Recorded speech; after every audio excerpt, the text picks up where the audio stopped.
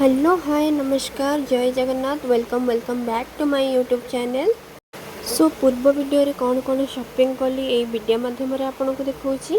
First एटा गोटे संबलपुरी कुर्ती आनिथिलु, यार colour combination टा बहुत ही भलो थिला।